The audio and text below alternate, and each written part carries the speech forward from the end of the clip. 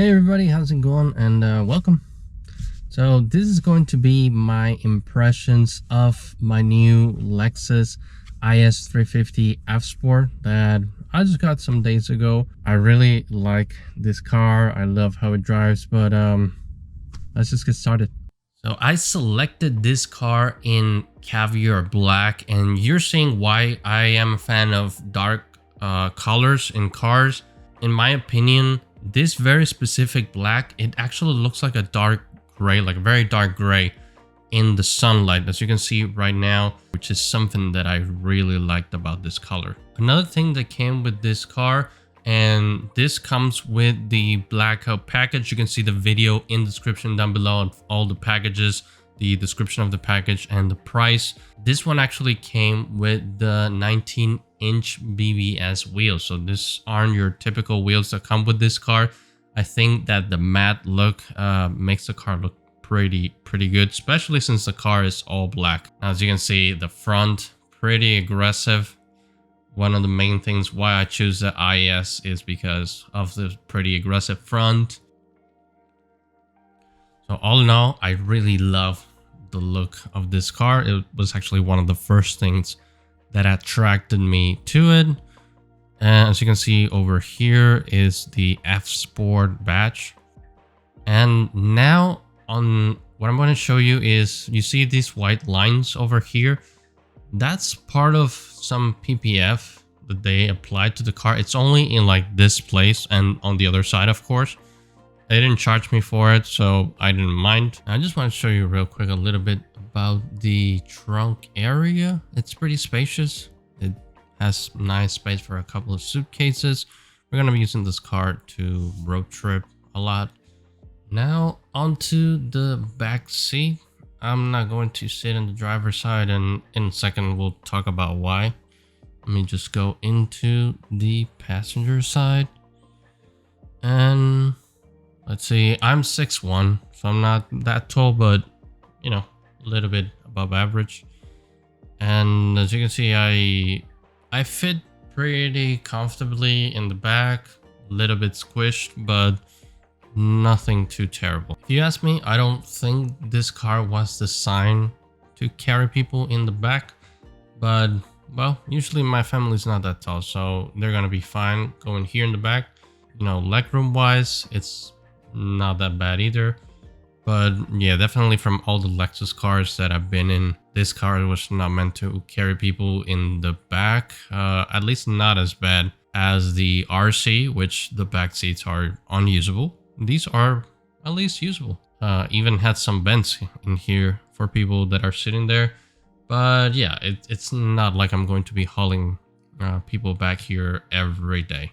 All right, and one of the things I wanted to show you is how when I turn the car on, that is the reason why I didn't get into the driver's seat, the back seat, because this is one of the things that I love about one of the packages that came with this car is that when you turn it on, it actually brings you in. When you turn it off, it pulls the seat all the way to the back to allow you to more comfortably get out. So you're going to see here that it actually brings me over into my driving position super comfortably. And yeah, I love that. I don't know when that's gonna get old, but so far I cannot get enough of it. The steering wheel on this package is all wrapped in, I think, leather. And the top, you don't see that ugly wood trim that I saw on other ISs, because I saw some of them had that wood trim in the top, which I didn't like. I know it's a preference thing, but I personally didn't like it. So I love that this car actually came with a wrapped wheel. It reminds me a lot of my old GR86. Moving on to the infotainment, and this little screen, judging by cars nowadays, it's a little bit on the smaller side. I'm a tech guy. I thought it was going to bother me, but it's actually pretty good. It has enough data for the driver, and you don't need that much thing on your infotainment, to be honest, because you have all your HVAC controls down there.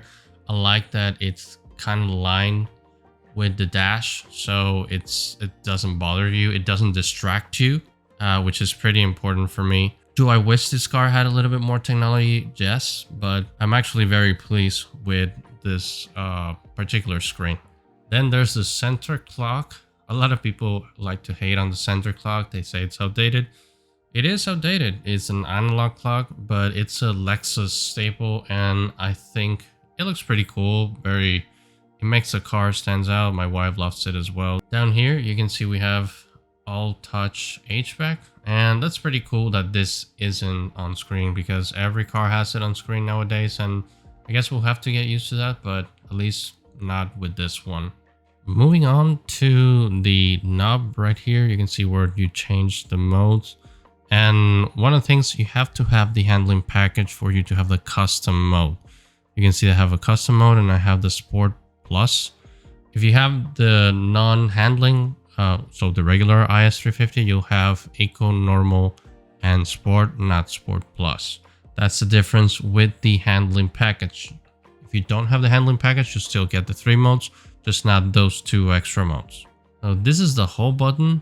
This will allow you to have your car kind of like in a brake position without having to press the brake while you're in drive. I think it's very nifty feature for those long waits at certain stoplights. Now we come down here to the pad. A lot of people hate on the pad. I personally like it because this way you are not touching the screen, and I don't like to have a bunch of fingerprints on the screen. I usually have it turned off. Moving down here, you have some storage area. If I open it, you can see I have my cable in there because this car doesn't come with wireless Android Auto or CarPlay, which honestly to me is fine.